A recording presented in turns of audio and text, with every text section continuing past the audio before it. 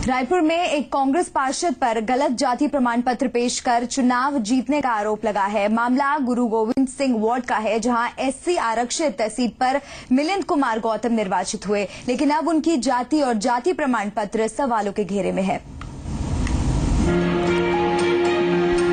रायपुर के गुरु गोविंद सिंह वार्ड से निर्वाचित पार्षद मिलिंद कुमार गौतम सवालों के घेरे में है। सूचना के अधिकार के तहत मिली जानकारी के मुताबिक नामांकन भरते वक्त मिलिंद कुमार गौतम ने जो जाति प्रमाण पत्र जमा किया था, उसका रिकॉर्ड सरकारी दस्तावेजों में दर्ज नहीं है।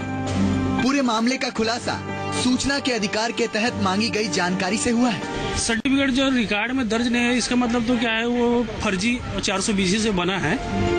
इतना ही नहीं, जी मीडिया को मिले एक दस्तावेज में पार्षद और उनके पिता की जाति अलग अलग लिखी है। मिलिंद ने जो कास्ट सर्टिफिकेट जमा कराया है, उसमें उनकी जाति कतिया दर्ज है, जो सूबे में एससी कैटेगरी में आती है, जबकि मिलिंद के पिता के स्कूल सर्टिफिकेट में ग्वाल वंशी जाति का नाम है, जो छत्तीसगढ़ में ओबीसी कैटेगरी में आती है। उधर मिलिंद कुमार गौतम अपने ऊपर लगे सभी आरोपों को झूठा करार दे रहे हैं। ये देखिए, मैंने कोई गलत सर्टिफिकेट जमा नहीं किया है, और दूसरी बात की अगर किसी को आपत्ति है तो न्यायालय में जा सकते हैं, मैं बिल्कुल स्वागत है। इधर प्रशासनिक अधिकारियों के मुताबिक अगर गलत जानकारी देकर चुनाव लड़ा गया है तो पूरे मामले में कोर्ट में अपील कर इंसाफ की गुहार लगाई जा सकती है।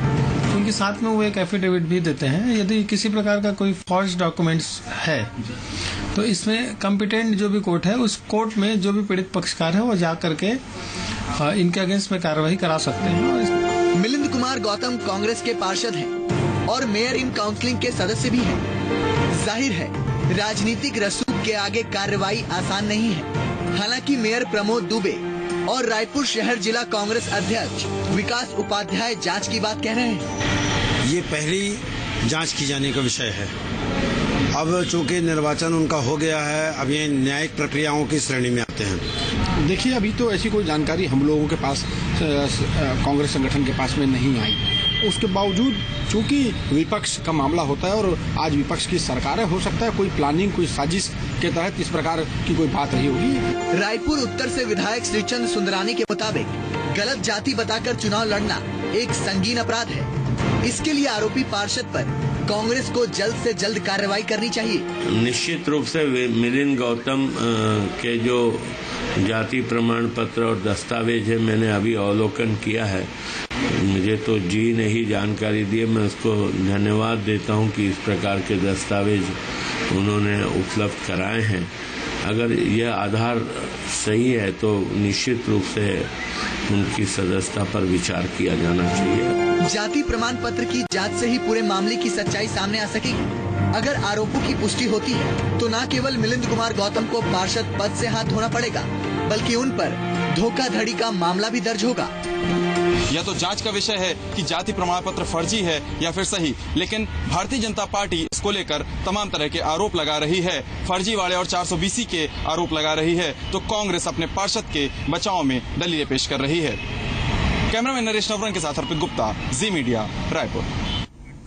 इस खबर पर ज्यादा जानकारी के लिए बात करेंगे हमारे संवाददाता अर्पित गुप्ता से। अर्पित, कांग्रेस पार्षद पर ये जो आरोप लगाए गए हैं गलत जाति प्रमाण पत्र देने के, इससे कितनी मुश्किलें बढ़ती नजर आ रही हैं? देखिए मल्लिका, जाहिर सी बात है, चूंकि निर्वाचन प्रक्रिया पूरी खत्म हो चुकी है। मिलिंद गौतम अब पार्षद ही नहीं, मेयर इन काउंसिल के सदस्य भी बन चुके हैं, अनुसूचित जाति विभाग संभाल रहे हैं। ऐसे में अगर अब उनका जाति प्रमाण पत्र फर्जी या गलत साबित होता है तो उनको पार्षद पद से हाथ धोना पड़ेगा, एमआईसी सदस्य से हटाना पड़ेगा। इसके अलावा उनकी जो पार्टी की प्राथमिक सदस्यता है वो भी निरस्त हो सकती है। इसके अलावा अगर हम निर्वाचन स्तर पर कार्रवाई की बात करें तो कोर्ट में मामला जाने पर उनके खिलाफ 420 का मामला भी दर्ज हो सकता है, क्योंकि ये सीधे तौर पर जनता के साथ धोखाधड़ी है, निर्वाचन प्रक्रिया में गड़बड़ी लगाए जाने का आरोप होगा।